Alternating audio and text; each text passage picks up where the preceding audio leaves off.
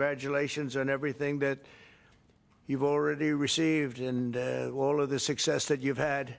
We're pleased to be joined by Steve's mother, Lois. Where's Lois? Lois? You look like a young woman. I can't believe it. His sons, Zach and Alex, my friends also, by the way. Zach, Alex, thank you, fellas. His girlfriend, Lauren, who's a great golfer, I have to tell you, top of the line. And her daughter. Hi, Finley. How are you? Finley, her daughter. And his brother, Robert. Robert, you're much better looking than Steve. And his sisters, Amy and Susie. Thank you. Thank you both. His daughter-in-law, Sophie. Hi, Sophie. His brother-in-law, Gary. Oh, there he is. Oh, hello, Gary. Thank you. And his sister-in-law, Elaine, and also many others. Thank you all very much. I also want to thank our great Vice President, J.D. Vance, Secretary Marco Rubio.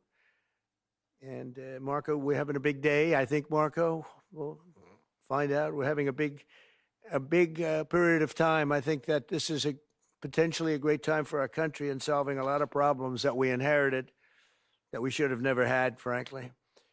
Attorney General Pam Bondi, who's incredible, and Senator Lindsey Graham is. Oh, Senator Graham, where are you? Where is Senator Graham? Hello, Lindsey. Steve is a graduate of some great schools, including Hofstra University, where he studied political science and law. After graduating, he entered the real estate business, co-founding the Stellar Management Company in 1985 and launching a legendary career. You know, he started off in a law office. In fact, he was one of my young lawyers. And they said, that guy's smart, but he just started. It was a very smart firm, Dreyer and Traub. Killers. They were total killers. They said, he's worse than all of them. But people don't know that. They think he's a nice guy, Pam. Not that nice, actually. But he is something. Steve quickly established himself as one of the toughest, smartest, and best negotiators in the business. In 1997, he founded the Witkoff Group, which now owns dozens of the most beautiful and iconic properties in the entire world. He's owned some incredible properties. As a businessman, he's admired and respected by all. And now Steve is putting his talents to work for America as special envoy to the United States and making a lot of progress. Our country is blessed to have a negotiator of such skill and experience who really selflessly steps up to the plate, puts himself forward all the time. Over the past few months, Steve has already helped negotiate the return of dozens of hostages from Gaza, and they come in and see me, many of them, and they are so thankful to Steve. And also hostages from other parts of the globe. He's met with President Putin, Prime Minister Netanyahu, representatives of Iran, and many other places. He is meeting with people that he never really thought he'd ever meet just a few months ago. And he's figuring it out. It takes him about an hour to figure it out. After that, he's brutal. He does a great job. He's working tirelessly to end the bloody and destructive conflicts, and one in particular with Russia and Ukraine, and where you're losing 5,000 young people a week on average, Ukrainian soldiers, Russian soldiers, and people in towns and villages that are being killed. We want to bring it to an end, and we're working. Steve is in the Middle East, where I think we're having some very good success, and you'll be hearing about it as we go. We had tremendous success over the last month, and we're taking the word of the Houthis, but they didn't want any more, and I understand that. And they have decided that they don't want to do this anymore. So I'm proud to have him as a friend. Steve's a very fantastic guy. I picked him out of a lot of people. I had a lot of choices. But I said, we need somebody with two things, a great personality and somebody that could negotiate. And he's got both of them in spades. He's also really smart. So I want to thank everybody for being here. And I want to, very, very importantly, I want to say to Marco Rubio that you're swearing in a very important person. And Steve reports to Marco. I said, Steve, you better do a good job with Marco. He will fire you so violently, you have no idea. But Marco, if you could administer the oath. Thank you very much, Marco. Thank you, Steve.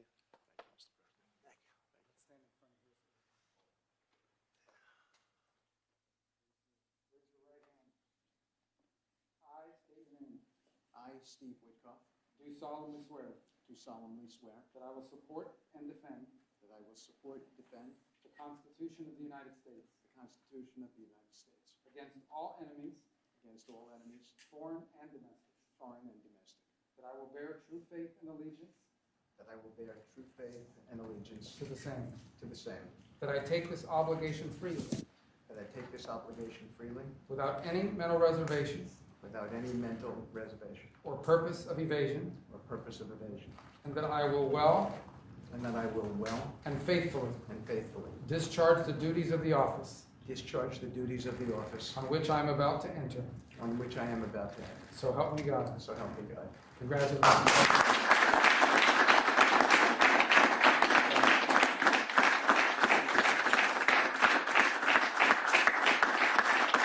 Do you have any? Good job. Thank you, Marco. Any questions for Steve? Mr. President, do you have any reaction to the attacks between India and Pakistan? No, it's a shame. We just heard about it just as we were walking in the doors of the Oval. Just heard about it.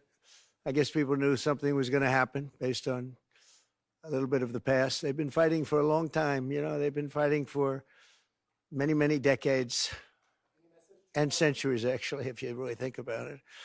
No, I just hope it ends very quickly. Mr. President, are you considering adding a stop in Israel during next week's trip to the Middle East? And also, what's your reaction to Israel's plans to reoccupy Gaza if there is no ceasefire? Well, the plan we haven't talked about, but we're not planning on stopping in Israel. But we will be doing it at some point, but not for this trip.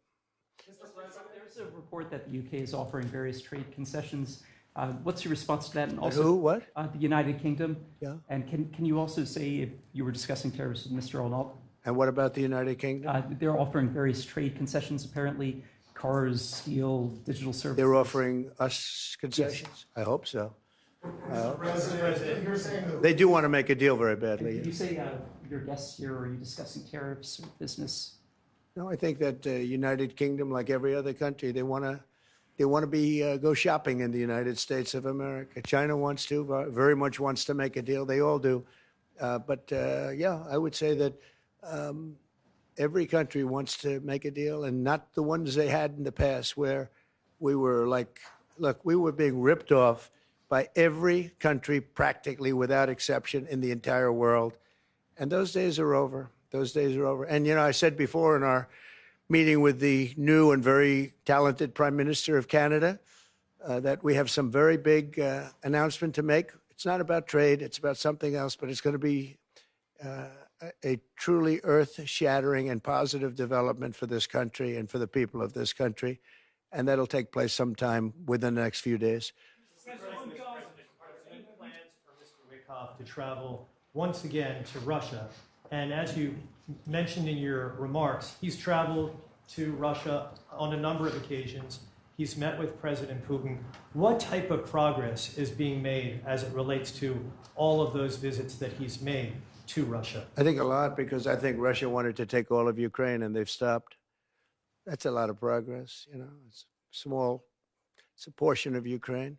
But no, I think a lot. I think if we weren't here, they would be right now fighting to take the whole country, and they're not doing that. So I think that's a lot of progress. Mr. President, please. Does it frustrate you that Russia continues to attack civilian areas inside Ukraine without any reservation?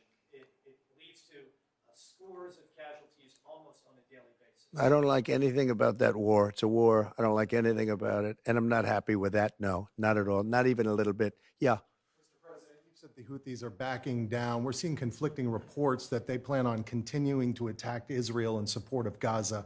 Does that change the equation? No, I don't know about that, frankly. But I know one thing. They want nothing to do with us. And they've let that be known through all of their surrogates, and very strongly. Mr. President, You said that all hell would break loose if the rest of the hostages weren't released. Is there a hostage deal that's imminent? And are you talking to Netanyahu right now about their plan to level the rest of Gaza? We're talking to him about a lot of things right now. This is really crunch time.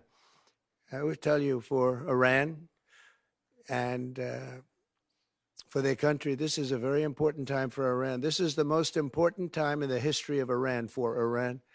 and I hope they do what's right. I'd love to see a peace deal, a strong peace deal. They cannot have a nuclear weapon, but I would say that this is the single most important period in the history of Iran, which is a long history, and we want it to be a great country. Let it be a tremendously successful, rich country. They have everything you need. The people are incredible.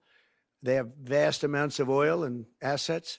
We want it to be a successful country. We don't want to do anything that's going to get in the way of that, but they can't have a nuclear weapon. And if they choose to go a different route, it's going to be a very sad thing. And it's something we don't want to have to do, but we have no choice. They're not going to have a nuclear weapon. They're not going to have a nuclear weapon. Do you understand that? Okay. With regards to the Houthis, have you told the military to stop attacks against the We Houthis just, as of now, or? yeah, we just informed them a little while ago, Okay. and all action is stopping. Some people probably haven't heard yet. You know, there are various people in various rather strategic locations, but by this moment, they should just about all know, Marco, I think, that the attacks are going to stop both ways, and that's pretty much it. But we've just informed everybody just a little while ago. To attack Israel, which you said he didn't know about, but if they continue to attack Israel, just not attack. Well, I'll Iraq, discuss that if something happens. Okay, if something happens with Israel and the Houthis. Yeah. Announce later this week. Well, I can announce all of them now. I could announce 50 to 100 deals right now because, you know, I'm the shopkeeper and I keep the store. And, you know, I know what countries are looking for and I know what we're looking for. And I can just set those terms and they can go shopping or they don't have to go shopping because everybody wants to shop here. This is like a beautiful store. This is like one of Bernard Arnault, or maybe I should say Alex, even more importantly, Young, the future. But Bernard's an honor to have you. We'll have a meeting after this. But he has the greatest stores in the world, and they want to shop. Our country is the greatest store in the world of that kind, and everybody wants a piece of it. And they took advantage of us for years because we allowed our presidents allowed it to happen. You know, I don't blame China, and I don't blame Vietnam, and I could name every single country all the way up and down the line, South Korea. Every single country took advantage of us without exception. Japan, these are friends of mine, but they took advantage of this country. They ripped off our country, selling us millions and millions of cars a year, and we sold them none. We weren't allowed to sell them a car. They took advantage of us. I don't blame them. I blame the people that sat behind that desk that allowed it to happen, but I don't allow it to happen. I didn't in the first term, but this is a much stronger position because we're the greatest economy in history in our first term. Stock market was up 88%, and we had numbers much better than that. But this is going to be, I think, a much better term, and I think the tariffs are starting to come in. We were losing $5 billion plus a day on trade. Now we're not losing that kind of money, and we'll soon be making a lot of money a day and a year and a month. You and perhaps the Attorney General. The Justice Department recently received a criminal referral against New York Attorney General Tish James for fraud. We haven't heard much about it. Could you or the Attorney General give us an update as to what's going on with that investigation? Well, I don't want to get involved in something that Pamela's involved with. If you'd like to say something, Pam, or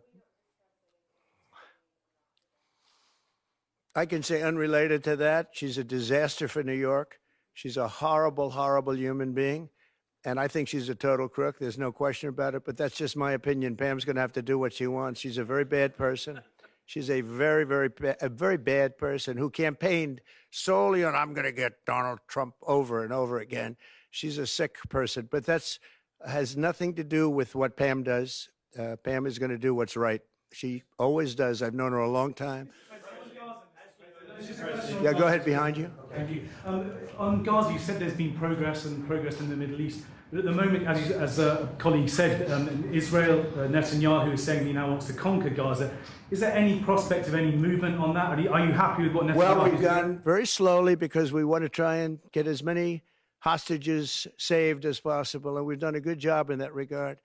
2 weeks ago, I had 10 hostages come in, and they thanked me profusely, and I said, you have nothing to thank me about. What they went through is incredible. They lived in a pipe. You know, they keep hearing about caves. It was a pipe, 3.5 feet high. And they didn't know if they were going to breathe. They didn't know if they were going to live to the next day. They lived like hell. I couldn't believe the stories I was hearing. And they weren't grandstanding. These were people that were seriously mistreated. One was in for 512 days. One was in for 361, I guess, days.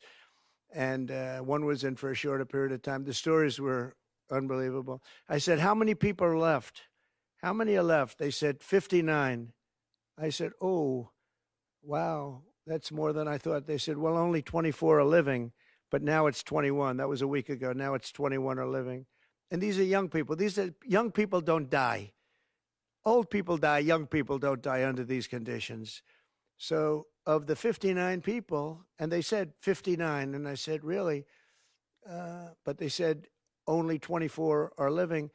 And I now correct, I say 21, because as of today, it's 21. 3 have died. So this is a terrible situation. We're trying to get the hostages out. We've gotten a lot of them out.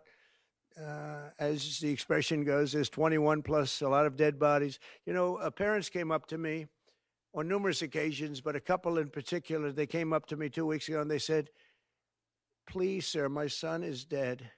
Please get us back his body. They wanted his body. He's dead. They know he's dead. They wanted his body as much as you would want the boy if he was alive. It's a very sad thing. Thank you very much, everybody. Thank you.